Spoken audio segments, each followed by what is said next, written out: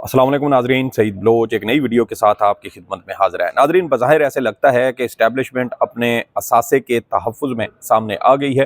आपको मालूम होगा कि गुज़श्ता रोज़ लंदन में पाकिस्तान के साबिक़ जो चीफ़ जस्टिस थे काज़ी फ़ायज़ ईसा, उनके ख़िलाफ़ अवाम की जानिब से एहतजाज किया गया, सख्त रद्द-ए-अमल दिया गया।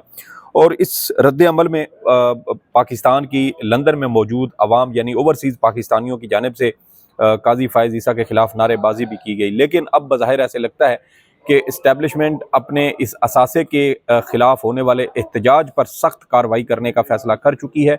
और इसी हवाले से लंदन में किन लोगों ने, किन पाकिस्तानियों ने एहतजाज किया, उनके ख़िलाफ़ इक़दामात, उनकी शरीयत मनसूख़ी समेत मुतअद्दिद दीगर सख्त फ़ैसले करने का की मंजूरी दी गई है। इसकी क्या तफ़सीलात हैं वो आपके साथ शेयर करेंगे। इसके अलावा आपको ये भी बताएंगे कि लंदन में काज़ी फ़ायज़ ईसा के ज़ेरे इस्तेमाल गाड़ी पाकिस्तानी हाई कमीशन की होने के हवाले से भी तफ़सीलात सामने आई हैं। ये क्या मामला है? क्या आम तौर पर साबिक़ चीफ़ जस्टिस साहिबान को हाई कमीशन की गाड़ी फ़राहम की जाती है? इसकी क्या इसके पस मंज़र इसका क्या है? और कहीं कोई गठजोड़ है? इस हवाले से भी तफ़सीलात आपके साथ शेयर करेंगे। साथ ही आपको बताएंगे कि इमरान खान की अहलिया बुशरा बीबी वज़ीर आला खैबर पख्तूनख्वा हाउस से कहाँ गई थीं? इस हवाले से अहम तफ़सीलात सामने आई हैं। क्या वाकई बुशरा बीबी किसी किस्म की कोई डील की कोशिश कर रही हैं, या मामलात तय करने की कोशिश कर रही हैं, या उनकी जानिब से वहाँ जो है वो कोई अहम इजलास बुलाए गए हैं, कमीशन खाने की कोशिश की गई है, जैसे इल्ज़ामात लगाए गए हैं, उस पर भी तफ़सीलात आपके साथ शेयर करेंगे। तो आगाज़ करते हैं कि साबिक़ चीफ़ जस्टिस काज़ी फ़ायज़ ईसा लंदन गए। लंदन में उन्होंने एक तकरीब में शिरकत करना थी, लेकिन जब वो वहाँ से रवाना होने लगे तो वहाँ पहले से मौजूद पाकिस्तान तहरीक इंसाफ के हामी और ओवरसीज़ पाकिस्तानियों की जानिब से उनके ख़िलाफ़ शदीद एहतजाज किया गया। वैसे तो काज़ी साहब जहाँ भी दुनिया भर में गए उनके ख़िलाफ़ एहतजाज हुए, लोगों ने उनकी वीडियोज़ बनाकर अपने गम व गुस्से का इज़हार किया, लेकिन लंदन में उनके हवाले से कोई स्पेशल रेसिपी तैयार थी। लंदन में पाकिस्तान तहरीक इंसाफ के कारकुनान पहले से तैयार थे, और जब काज़ी फ़ायज़ ईसा वहाँ मिडल टेम्पल में तकरीब में शिरकत के लिए पहुँचे और वहाँ से वो रवाना हो रहे थे, तो उस वक्त उनके ख़िलाफ़ शदीद एहतजाज किया गया, जिसकी वजह से काज़ी फ़ायज़ ईसा को मुँह छुपाकर और सर झुकाकर वहाँ से फ़रार होना पड़ा, भागना पड़ा। और उनके साथ उनके फ़ैमिली के लोग भी थे। लेकिन ये बायसे नदामत है काज़ी फ़ायज़ ईसा के लिए कि वो शख्स जो अपनी अदालत में किसी साइल को, किसी वकील को या किसी दीगर ब्रादर जजेस को भी वो बहुत ज़्यादा जो है वो तज़हीक का निशाना बनाता था, तज़लील का निशाना बनाता था, उनको ज़द-ओ-कोब करता था, उनको बात नहीं करने देता था। वो जज जब अवाम की अदालत में पहुंचा तो वहाँ उसको इबरत का निशान बनना पड़ा, वहाँ अवाम के गम व गुस्से का उसको सामना करना पड़ा, तो सर भी झुक गया और गर्दन की सारी अकड़ भी निकल गई। बहरहाल ये एहतजाज पाकिस्तान ओवरसीज़ पाकिस्तानियों की जानिब से किया गया, लेकिन काज़ी फ़ायज़ ईसा के ख़िलाफ़ होने वाले इस एहतजाज पर ना तो हुकूमत खुश है और ना ही इस्टेब्लिशमेंट अपने असासे की इस तज़हीक या इस तज़लील पर खुश है। और बज़ाहिर अब लंदन में मौजूद पाकिस्तानियों के ख़िलाफ़ कार्रवाई करने के लिए बाकायदा फ़ैसला किया गया है। इस हवाले से कुछ अहम तफ़सीलात आपके साथ शेयर करते हैं। काज़ी फ़ायज़ ईसा के एक तो पहली बात तो ये है कि काज़ी फ़ायज़ ईसा के ज़ेर इस्तेमाल वो गाड़ी जिसमें वो वहाँ पहुँचे या वहाँ से उनको फ़रार करवाया गया, वो गाड़ी पाकिस्तानी हाई कमीशन की बताई जाती है। यहाँ पहला सवाल ये पैदा होता है कि क्या साबिक़ चीफ़ जस्टिस को पाकिस्तानी हाई कमीशन इस तरह गाड़ी फ़राहम करता है?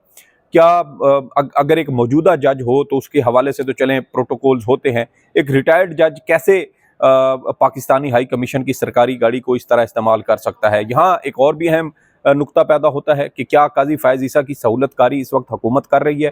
क्योंकि ओहदे पर रहते हुए जिस तरह काज़ी फ़ायज़ ईसा ने हुकूमत की, इस्टेब्लिशमेंट की सहूलतकारी की, रिटायरमेंट के बाद अब हुकूमत उनको तहफ़्फ़ुज़ देने की, उनको सहूलियात फ़राहम करने की, उनको अपनी सरकारी जो असासे हैं या सरकारी जो हाई कमीशन के ज़ेरे इस्तेमाल या ज़ेरे मलकियत चीज़ें हैं वो इस्तेमाल करने के लिए ऑफ़र कर रही है। तो सवाल ये पैदा होता है कि क्या साबिक़ चीफ़ जस्टिस कोई भी काज़ी साहब से पहले जितने भी चीफ़ जस्टिस साबिक़ चीफ़ जस्टिस साहिबान लंदन या बरतानिया पहुँचे, क्या उनको भी इसी तरीके से पाकिस्तानी हाई कमीशन की गाड़ियाँ फ़राहम की जाती थी?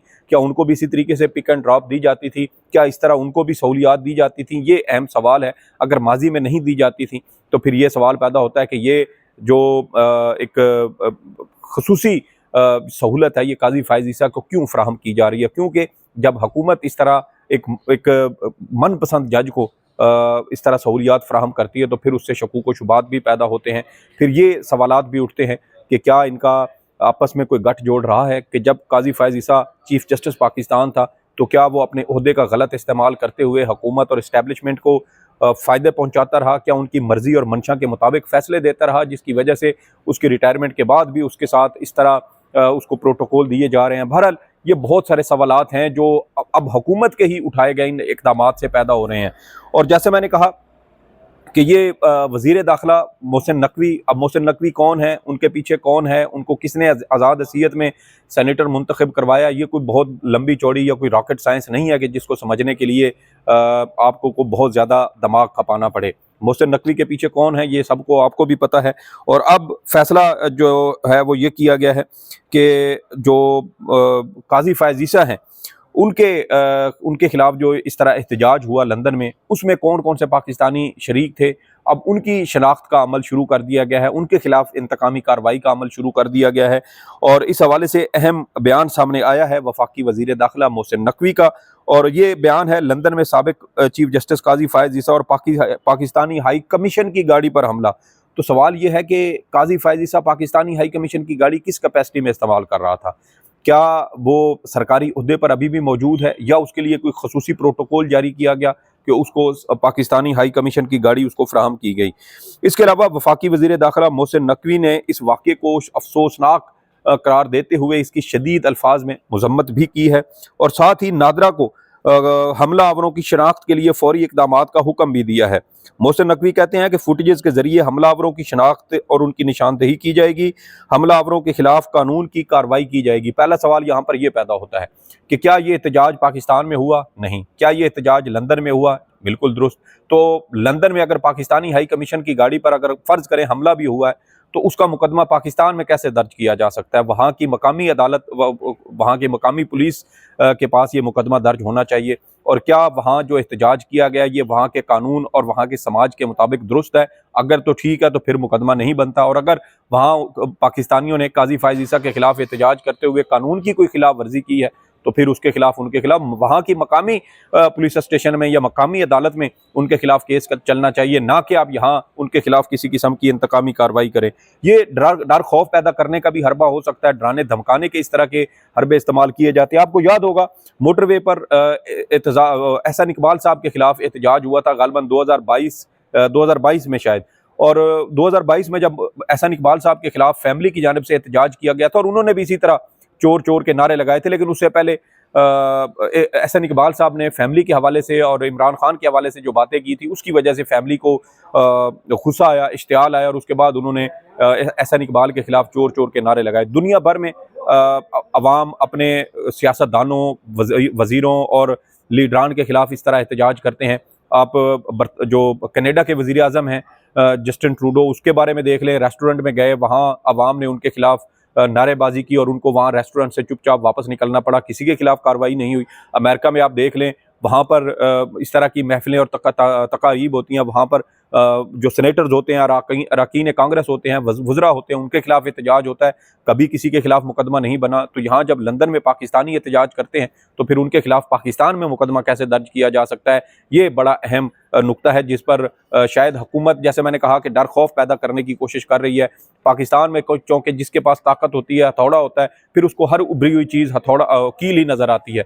तो बज़ाहिर इस वक्त भी इस्टेब्लिशमेंट के पास, मोहसिन नकवी के पास शायद वो हथौड़ा है, और उनको नज़र आ रहा है कि लंदन में अगर लोग एहतजाज कर रहे हैं, क्योंकि पाकिस्तान में तो ये एहतजाज करने की इजाज़त नहीं देते, दहशतगर्दी के मुकदमे बन जाते हैं, लोगों को 6-6 महीने, साल जेलों में रखा जाता है, उनके मुकदमात और उनके चालान अदालतों में पेश नहीं किए जाते, उनकी ज़मानतें नहीं होने दी जाती, और अगर कोई जज ज़मानत ले तो उनको किसी और मुकदमे में गिरफ्तार कर लिया जाता है। तो ये मुतअद्दिद ऐसी चीज़ें हैं जो हम पाकिस्तान के अंदर देखते हैं, और इसी वजह से यहाँ एहतजाज की इजाज़त नहीं है। लेकिन लंदन में भी शायद अब जैसा कि वो ट्रांसनेशनल रिप्रेशन का शायद इस्तेमाल होती है इसके लिए, तो अब ऐसे लगता है कि जैसे उस चीज़ को इस्तेमाल किया जा रहा है और ओवरसीज़ पाकिस्तानियों को टारगेट करने की कोशिश की जा रही है। बहरहाल मोहसिन नकवी मजीद कहते हैं कि पाकिस्तान में FIR दर्ज करके मजीद कार्रवाई की जाएगी, हमला आवरों के शनाख्ती कार्ड, ब्लॉक और पासपोर्ट मनसूख किए जाएंगे। तो ये देखें कि यहाँ आप पाकिस्तान से बैठकर अपने जो सियासी मुखालफीन हैं उनके खिलाफ आप ये कार्रवाई करने की धमकियाँ दे रहे हैं, तो क्या इसके पाकिस्तान के जो है वो आलमी सतह पर उसके असरात नहीं होंगे? ज़राए तो ये भी बताते हैं कि इस वक्त पाकिस्तान के अंदर GSP+ स्टेटस के हवाले से जो जायज़ा लेने वाली टीम है वो मौजूद है, और GSP स्टेटस के लिए आपका गुड गवर्नेंस का होना ज़रूरी है। और हमारी गवर्नेंस का ये हाल है कि हम अपने मुल्क में एहतजाज की इजाज़त नहीं देते, और अगर कहीं बैरून मुल्क में कोई पाकिस्तानी एहतजाज करे तो उसके खिलाफ भी इंतकामी कार्रवाई के तौर पर हम ये कहते हैं, धमकियाँ देते हैं कि उनके पासपोर्ट ब्लॉक किए जाएंगे और उनकी शहरियत जो है वो मनसूख कर दी जाएगी। इसके अलावा आगे मजीद कहते हैं मोहसिन नकवी साहब कि जिन्होंने हमला किया उनकी शहरियत मनसूख करने के लिए फौरी कार्रवाई की जाएगी। शहरियत मनसूखी का केस मंजूरी के लिए काबीना को भेजा जाएगा। किसी को भी इस तरह के हमले की इजाज़त नहीं दी जा सकती। लंदन में पाकिस्तानी हाई कमिश्नर की कार पर भी हमला हुआ, हम इस वाक़े पर खामोश नहीं बैठ सकते। तो अगर इस वाक़े पर आप खामोश नहीं बैठ सकते तो आप बरतानवी हुकूमत को कहें, वहाँ मकामी उनका निज़ाम इंसाफ मौजूद है, पुलिस मौजूद है। यहाँ से आप बैठकर बरतानिया को आप धमकाने की कोशिश कर रहे हैं कि आपके मुल्क में एहतजाज क्यों हो रहा है, वहाँ के कानून के मुताबिक ये एहतजाज दुरुस्त है तो इसलिए वहाँ पर हो रहा है। आप अपने मुल्क में फस्तायत की वजह से अगर किसी को एहतजाज करने की इजाज़त नहीं देते तो ये आपका अपना एक तरीक़ाकार है, वहाँ उनका अपना एक कानून मौजूद है, एक पूरा निज़ाम मौजूद है। इसके अलावा मोहसिन नकवी कहते हैं कि साबिक चीफ जस्टिस काजी फ़ायज़ ईसा को धमकियों का सामना था तो सिक्योरिटी फ्राहम क्यों नहीं की गई? क्या इससे पहले भी किसी चीफ जस्टिस को सिक्योरिटी फ्राहम की गई पाकिस्तानी हाई कमीशन की जानिब से? ये वो चीज़ें हैं जो हुकूमत और काजी फ़ायज़ ईसा के दरमियान मामलात को मज़ीद मशकूक बनाती हैं कि कहीं हुकूमत और काजी फ़ायज़ ईसा का इससे पहले भी गठजोड़ तो नहीं था जिसकी वजह से हुकूमत उनकी रिटायरमेंट के बाद भी उनको सहूलियात फ्राहम करने की कोशिश कर रही है। बहरहाल मोहसिन नकवी साहब को ये बात ज़हन नशी होनी चाहिए कि हम बरतानिया के ग़ुलाम रहे हैं, हम बरतानिया की कॉलोनी रहे हैं, बरतानिया हमारी कॉलोनी नहीं रहा। और ये जिस तरीके से गवर्नेंस चलाई जा रही है, मेरे ख्याल में इसका अल्टीमेट टारगेट वो GSP+ स्टेटस ही है, जिसके लिए अदलिया को जो है वो उस पर एक शब खून मारने की कोशिश की गई। फिर आप देखें कि बुनियादी हकूक़ की मुसलसल 2.5 साल से खिलाफ वर्जियाँ की जा रही हैं, और अब गवर्नेंस का ये हाल हो चुका है कि बरतानिया में भी कोई पाकिस्तानी एहतजाज करे तो हम उस पर भी पाकिस्तान के अंदर उसके शनाख्ती कार्ड मनसूख करने, उसकी शहरियत कैंसिल करने और उसके शनाख्ती कार्ड ब्लॉक करने के हवाले से इक़दामात शुरू कर देते हैं। देखना ये है कि क्या ये हुकूमत को ये इक़दामात कहीं उल्टे ना पड़ जाएँ, क्योंकि बरतानिया से अगर इस तरह का मामलात होते हैं तो पहले ही वहाँ पाकिस्तान तहरीक इंसाफ अपने केस पेश कर रही है बरतानवी अरकान पार्लियामेंट को, और उनको ये बावर कराने की कोशिश की जा रही है कि पाकिस्तान के अंदर उनकी सियासी जमात को टारगेट किया जा रहा है, लोगों को गिरफ्तार किया जाता है, मुकदमात बनाए जाते हैं और उनको सियासी इंतकाम का निशाना बनाया जा रहा है और बुनियादी इंसानी हकूक़ की सरीहन खिलाफ वर्जियाँ की जा रही हैं। तो अगर ये इक़दामात होते हैं तो फिर वहाँ मेरे ख्याल में PTI का केस मज़ीद मजबूत होगा और इसका नुकसान हुकूमत को होगा, PTI को इसका नुकसान होता हुआ बज़ाहिर कोई नज़र नहीं आता। दूसरी अहम चीज़ के बुशरा बीबी खैबर पख्तूनख्वा हाउस CM जो हैं खैबर पख्तूनख्वा उनके पास क्यों गई, वहाँ उन्होंने क़याम क्यों किया, और ये भी खबरें फैलाई जा रही हैं, झूठी खबरें कि वो वहाँ पर इजलास बुला रही हैं और जो है वहाँ से वो पैसा कमा रही हैं, और पत्नी कौन बेशरम है जो सहाफ़त की आड़ में इस तरह की खबरें देने की कोशिश कर रहे हैं और प्रोपेगेंडा कर रहे हैं। मैंने मुख्तलिफ जब ज़राए से इन चीज़ों को चेक करने की कोशिश की तो मुझे ये पता चला कि ऐसी कोई भी खबर मनगढ़ंत, झूठी और सहाफ़त के असूलों के भी ये मुनाफी है। और ये खबर जिन लोगों से मैंने तस्दीक की है, ये वो लोग हैं जो पाकिस्तान तहरीक इंसाफ के नाक़दीन में शामिल हैं, उन पर तनकीद करने वालों में शामिल हैं, और उनके मुखालिफ जो एक नज़रिया है उस पर चलने वाले लोग हैं, और वो भी इस बात की तस्दीक कर रहे हैं कि बुशरा बीबी ने वहाँ ना तो कोई इजलास बुलाया, ना वो वहाँ पर कोई कमीशन खा रही हैं, ना उन्होंने किसी और किस्म के हुकूमती या इंतज़ामी मामलात में कोई मदाखलत की है, और ना ही उनकी जानिब से जो इजलास के हवाले से बातें की जा रही हैं या पार्टी के इंतज़ामी इजलास के हवाले से, वो सारी मनगढ़ंत, झूठी और बेबुनियाद हैं। और साथ ही ये भी पता चला है कि बुशरा बीबी सिर्फ एक बार CM KP जो है उनके घर से वो वहाँ से रवाना हुई थी, और वो भी बग़ैर प्रोटोकॉल रवाना हुई और सिर्फ रहमान बाबा के मज़ार पर गई थी, और रहमान बाबा के मज़ार से पर हाज़िरी देने के बाद वो वहाँ से वापस आ गई थी। और उसमें भी जो पेशावर की इंतज़ामिया है उसका इस हवाले से कहना है कि उनके साथ कोई प्रोटोकॉल नहीं था और बग़ैर प्रोटोकॉल वो वहाँ पर आई थी। और बुशरा बीबी के मसलक को अगर देखा जाए तो वो इस तरह रहमान बाबा के मज़ार पर जाना और वहाँ पर हाज़िरी देना, ये मेरे ख्याल में एक मामूली बात इसको कहा जा सकता है। इंतज़ामी अमूर हुकूमत के हों या PTI के पार्टी के इंतज़ामी अमूर हों, इस मामले में PTI के अपने जो नाक़दीन हैं वो भी इस बात की तस्दीक कर रहे हैं कि इस तरह की कोई बात उनकी जानिब से कोई सामने नहीं आई। अब देखना ये है कि इस पर ये प्रोपेगेंडा कब तक चलाया जाता है, कब तक इन चीज़ों को जो है वो फैलाने की कोशिश की जाती है। जैसा मैंने कहा कि मकसद सिर्फ एक है, इमरान खान की मुमकिना रिहाई को मुतनाज़ा बनाने की कोशिश की जा रही है। किसी के पास डील की कोई खबर नहीं है। इमरान खान के साथ जेल में जो सलूक हो रहा है, क्या वो इस बात का इशारा है कि वो डील करेंगे? उनकी बिजली मुनक़ता कर दी गई, उनको जेल के अंदर काल कोठरी में रखा गया, उनकी आमदोरफ्त जो बाहर वाक करते थे उस पर पाबंदियाँ लगाई गईं, टीवी अखबार बंद कर दिए गए, अब 16-17 रोज़ तक उनके पार्टी रहनुमाओं के साथ मुलाकात तक नहीं करने दी।